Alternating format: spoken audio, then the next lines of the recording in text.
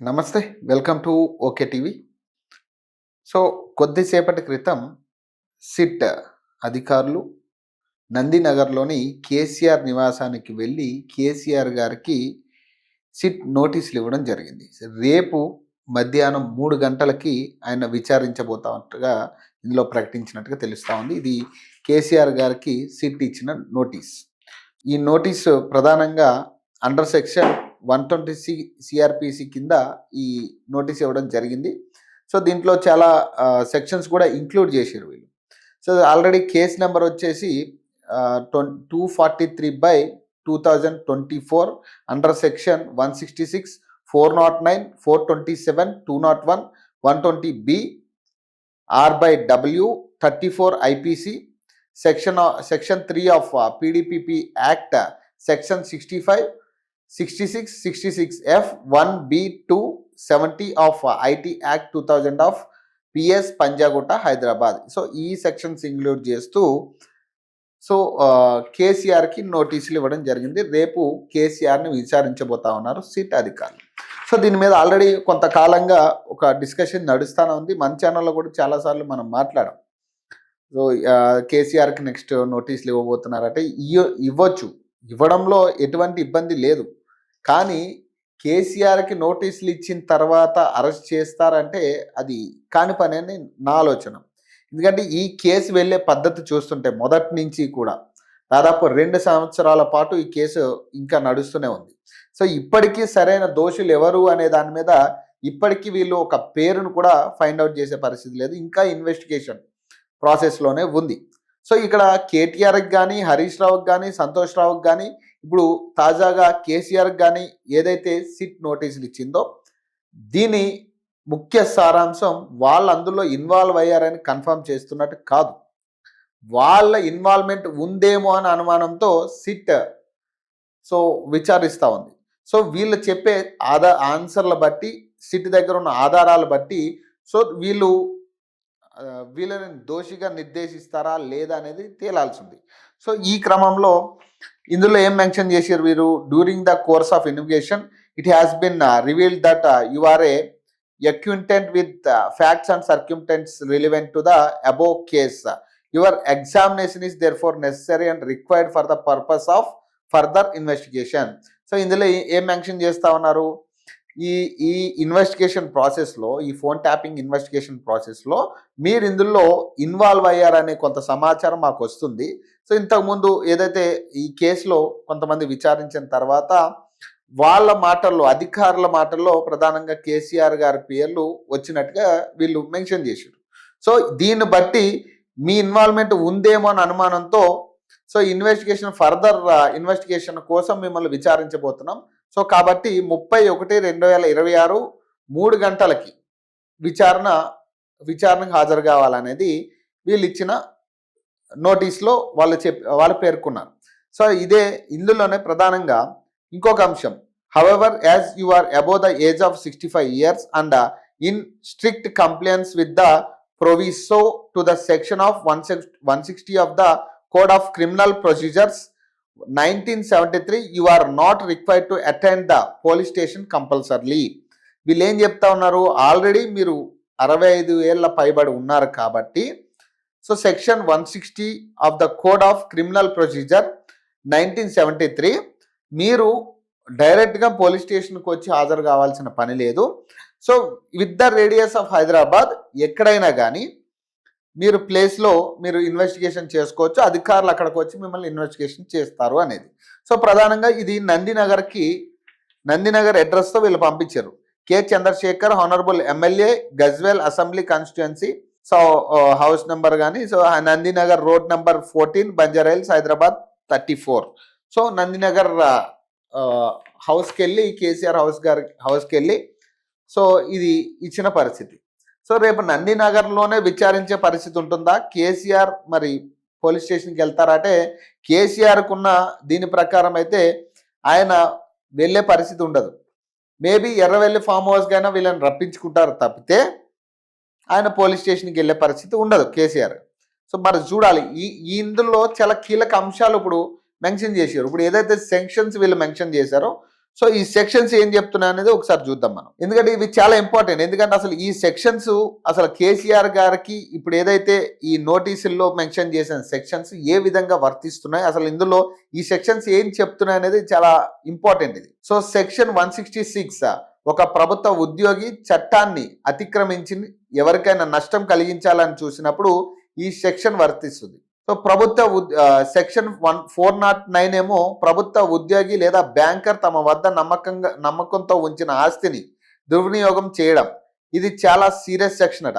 Criminal breach of trust అట. Section 427 ఇతరుల ఆస్తికి లేదా ప్రభుత్వ ఆస్తికి 50 రూపాయల కంటే ఎక్కువ నష్టం కలిగించడం, అల్లర్లు లేదా విధ్వంసం ద్వారా. సో ఇక్కడ అల్లర్లు విధ్వంసం అంటే ఇక్కడ ప్రధానంగా ఇక్కడ 2 అంశాలు ఉంటాయి. ఫోన్ ట్యాపింగ్ చేసి ఇతరుల ప్రైవసీని కొల్లగొట్టే ప్రయత్నం చేసింది కూడా ఒక అంతకు అల్లర్లే అనుకోవచ్చు. ఎందుకంటే బ్లాక్మెయిల్ నడిచాయి, చాలా మందితో ఒప్పందాలు బ్లాక్మెయిల్ చేసి ఒప్పందాలు చేయించుకుని పైసలు తీసుకున్నారనే ఆరోపణలు, కమిషన్లు తీసుకున్నారన్న ఆరోపణలు ఉన్నాయి. సో సెక్షన్ 207 కింద ఆస్తిని జప్తు చేయకుండా ఉండడానికి లేదా ఇతరులకు దక్కకుండా ఉండటానికి మోసపూరితంగా హక్కులు కోరడమట. సో ఇక్కడ ఏంటంటే ప్రభుత్వ ఆస్తి విషయంలో ఈ ఆస్తిని జప్తు చేయడం కానీ ఇతరుల విషయంలో ఈ ఆస్తిని జప్తు చేయకుండా ఉండడానికి లేదా మోసపూరితంగా హక్కులు అంటే బెదిరించి హక్కులు సాధించడం ఈ ఆస్తుల విషయంలో. సో సెక్షన్ 120B R/W34 ఒక నేరం చేయడానికి 2 లేదా అంతకంటే ఎక్కువ మంది కలిసి కుట్ర పన్నడం, క్రిమినల్ కాన్స్పిరసీ అంటారట, మరియు ఉమ్మడి ఉద్దేశంతో నేరానికి పాల్పడమట. సో ఇక్కడ విషయం ఏంటంటే ఒకరికంటే ఎక్కువ అంటే ఇక్కడ మెయిన్ నలుగురే కనపడేది. ఇప్పుడు కేసీఆర్, కేటీఆర్, హరీష్ రావు, సంతోష్ రావు. కానీ ఇక్కడ ఇంకొక కోణం ఉంది. 5వ వ్యక్తి ఎవరంటే కవిత. కల్వకుంట్ల కవిత ఇన్వాల్వ్మెంట్ కూడా ఇందులో ఉంది అనేది నాకు అనుమానం వస్తూ ఉంది. ఎందుకంటే ఆమె ఎవరు మాట్లాడకుండానే ఆమె ఇప్పుడు ఇన్నాళ్ళు లేనిది, సొంత భర్త ఫోన్ ట్యాప్ అయిందన్న విషయం ఇన్నాళ్ళు లేనిది సడన్గా బయటకు వచ్చి నాకు ఎందుకు అంతగానం ఆమె దాన్నే నొక్కి చెప్తా ఉంది. ఈ సిట్ విచారణలో కూడా విచారణకు సంబంధించి ఏదైతే కేటీఆర్ కావచ్చు, సంతోష్ రావు కావచ్చు, హరీష్ రావు కావచ్చు, ఈ క్రమంలో ఆమె నొక్కి చెప్తా ఉంది అదే పాయింట్. అంటే బేసిక్గా ఆమె మీదకి డైవర్ట్ అవ్వకుండా జాగ్రత్త పడే ప్రయత్నం అనుకోవచ్చు దీన్ని. సో ఒకవేళ ఈ విషయంలో గనక క్లియర్ ఎవిడెన్స్లు గనక వస్తే ఖచ్చితంగా కవిత ఇన్వాల్వ్మెంట్, కవిత పేరు కూడా ఉంటుంది. కవిత కూడా జైలుకి వెళ్ళే పరిస్థితి ఉంటుంది ఈ ఫోన్ ట్యాపింగ్ అంశంలో. మరి కవితను కూడా విచారించే పరిస్థితులు ఉన్నాయనేది, ఆమెకు కూడా నోటీసులు ఇవ్వబోతున్నారు, ఆమె భర్తను కూడా విచారణకు పిలవబోతున్నారు అనే అంశాలు ఇటీవల కొన్ని వార్తల్లో చూసాం. PDPP యాక్ట్ ప్రభుత్వ ఆస్తుల నష్ట నిరోధక చట్టం అట. సెక్షన్ 3 ప్రభుత్వ ఆస్తికి అంటే భవనాలు, వాహనాలు లేదా ఇతర వస్తువులు నష్టం కలిగించడం, దీని కింద జైలు శిక్ష మరియు జరిమానా 2 ఉంటాయట.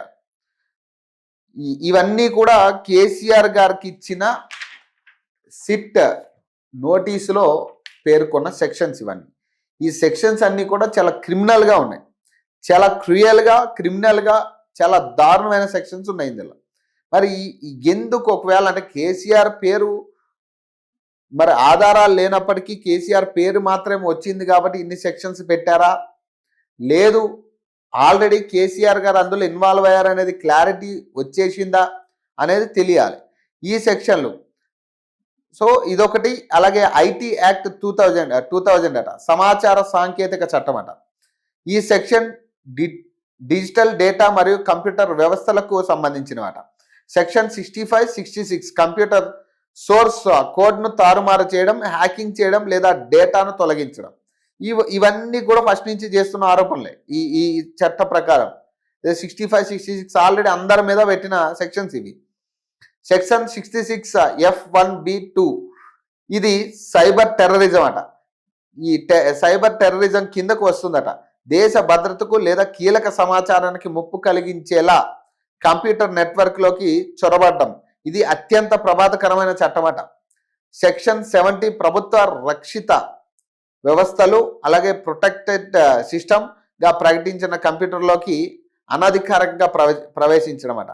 మరి ఈ విషయంలో మరి చూస్తే దాదాపు ఇందులో చాలా అంశాలు కేసీఆర్ గారి మీద అంటే సెక్షన్స్ చాలా భిన్నంగా ఉన్నాయి. అంటే ముగ్గురికి ఇచ్చినవి, నలుగురికి ఇచ్చినవి కూడా ఇప్పుడు కేటీఆర్కి, హరీష్ రావుకి, సంతోష్ రావుకి, ఇప్పుడు కేసీఆర్ గారికి ఇచ్చిన చట్టాల విషయంలో చాలా అటు ఇటుగా ఉన్నాయి. కానీ ఇవి కొంచెం ఎక్కువ క్రుయాలిటీ, అంటే ఇన్వాల్వ్మెంట్ ఎక్కువ ఉంది అనేది చెప్పకనే చెప్పేటట్టు ఉంది. కేసీఆర్ ఇన్వాల్వ్మెంట్ ఖచ్చితంగా ఉంది అని తేల్చి చెప్పినట్టుగానే ఉన్నాయి ఈ సెక్షన్స్ అన్నీ కూడా. సో దీని ప్రకారం కనుక ఒకవేళ రేపైన విచారించిన తర్వాత ఏమైనా కీలక ఆధారాలు కనుక బయటకు వస్తే, ఆయన ఇచ్చే సమాధానాలు బట్టి ఒకవేళ సిట్కి ఒక క్లియరెన్స్ ఎవిడెన్స్లు ఏమైనా దొరికితే ఖచ్చితంగా కేసీఆర్కి ఈ సెక్షన్ల కింద జైలు శిక్ష పడే ఛాన్స్ ఉంది. ఒకవేళ జైలు శిక్ష పడితే మాత్రం చాలా ఘోరమైన పరిస్థితిలో ఉంటుందనేది ఈ సెక్షన్స్ చెప్తున్నమాట. సో ఈ నేపథ్యంలోనే ఇప్పుడు నెక్స్ట్ టాపిక్ ఏంది, కవిత. ఇప్పుడు కవిత గారికి కూడా ఈ సిట్ నోటీసులు ఇవ్వబోతుంది, ఆమెను కూడా విచారణకి పిలవబోతుంది అనే అంశం కూడా ఈ మధ్యన తెరపై కనపడతా ఉంది. ఒకవేళ నేను క్లియర్గా చెప్తున్నా కదా, ఒకవేళ గనక సిట్ సీరియస్గా పనిచేస్తే వీళ్ళతో పాటు కవిత కూడా జైలుకి వెళ్ళే పరిస్థితి ఉంటుంది. ఈ ఫోన్ ట్యాపింగ్ అంశంలో కవిత గారి హస్తం కూడా ఉంది 100%. ఆమె భర్త ఫోన్ ఆమె ట్యాప్ చేయించుకుని ఉండొచ్చు, లేదు ఇతర విషయాల్లో ట్యాప్ అయ్యే ఛాన్స్ ఉండొచ్చు, మరి ఏదైనా కారణం కావచ్చు. కానీ ఖచ్చితంగా కవిత ఇన్వాల్వ్మెంట్ ఇందులో ఉంది. సో దాన్ని డైవర్ట్ చేయడానికి ఇప్పుడు సంతోష్ రావుని కావచ్చు, హరీష్ రావు అంశంలో కావచ్చు, లేదా కేటీఆర్ కావచ్చు, లేదా కేసీఆర్ గారి గురించి కావచ్చు, ఏదైనా కానీ ఆమె మాట్లాడుతున్న తీరు బట్టి అర్థమవుతుంది ఏంటంటే ఆమె మీదకి రాకుండా ఈ ఇష్యూని డైవర్ట్ చేసే ప్రయత్నం చేస్తూ ఉంది, డైవర్ట్ చేయాలనుకునే ప్రయత్నం చేస్తూ ఉంది. సో ఏదేమైనా ఫైనల్గా కేసీఆర్ గారికి అయితే సిట్ నోటీసులు ఇవ్వడం జరిగింది.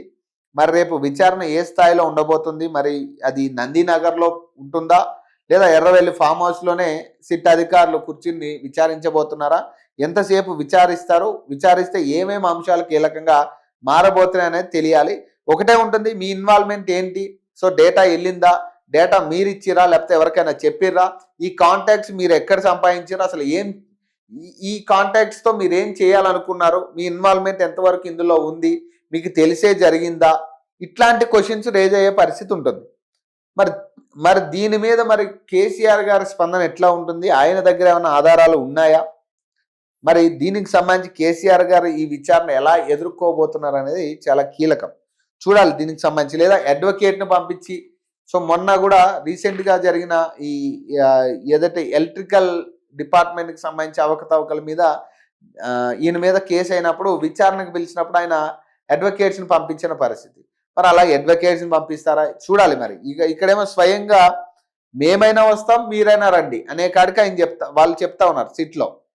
సో మీరు ఆల్రెడీ 65 ఏళ్ళ పైబడి ఉన్న వ్యక్తులు కాబట్టి సెక్షన్ కింద, so section 160 of crime of code of criminal procedure కింద 1973 ఈ సెక్షన్ కింద మీరు అవసరమైతే మీరు డైరెక్ట్గా పిఎస్కే రావచ్చు, లేదా మీరు కోరుకుంటే సో మేమే వచ్చి మీ ఇంటి దగ్గర కానీ, లేదా మీరు హైదరాబాద్ చుట్టుపక్కల ఎక్కడైనా కానీ మేము విచారించడానికి సిద్ధంగా ఉన్నాం అనేది సిట్ చెప్తున్న మాట. మరి దీని మీద ఎట్లా ఉండబోతుంది అనేది చూడాలి. ఇప్పటికైనా నాకు తెలిసినంత వరకు అయితే ఒకటే అబ్బాయి, ఈ కేసు విషయంలో నేను మొదటి నుంచి చూస్తున్నది ఒకటే, సో దీంట్లో ఎవరిని అరెస్ట్ చేసే పరిస్థితి ఉండదు.